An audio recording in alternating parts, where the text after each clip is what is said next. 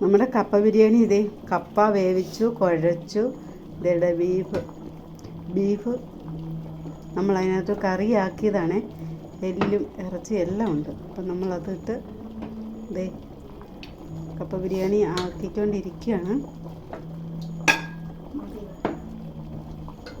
മതി. ഇനി നമ്മൾ കപ്പയും ബീഫും എല്ലാം കൂടെ ഒന്നിച്ച് ഇളക്കി കൂട്ടും.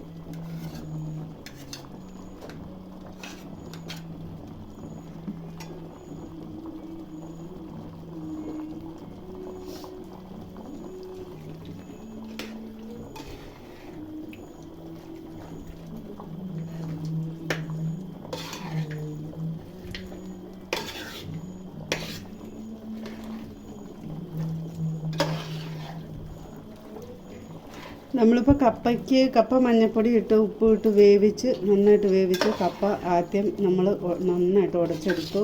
പിന്നെ ബീഫ് കറി വെച്ച് മാറ്റി വെച്ചേക്കുമായിരുന്നു.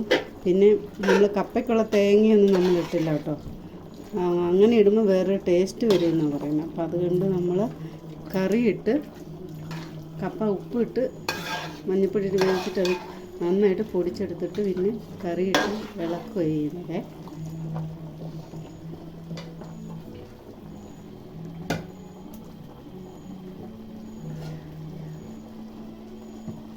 നമുക്ക് ആവശ്യത്തിന് കറിയും ചാറും നല്ല നെയ്യുള്ള നല്ല പോത്ത് ഇറച്ചി കേട്ടോ.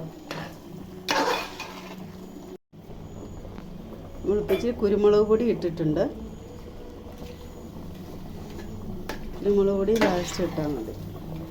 ഒന്നുകൂടെ ഇളക്കി കൂട്ടുക. ലാസ്റ്റ് പച്ചക്കറിവേപ്പില നമ്മൾ ഇടുന്നു.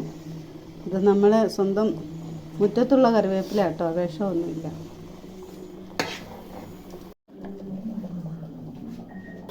നമ്മളിത് നല്ല നെയ്യ് കൂടുതലായിട്ട് നമ്മൾ വാഴയില വെച്ചിട്ട് വാഴയിലയിലാണ് കേട്ടോ വിളമ്പുന്നത്. മല്ലിച്ചപ്പും സവാള അരിഞ്ഞത് ഇതിൻ്റെ മേളിലിട്ട് കൊടുത്തു.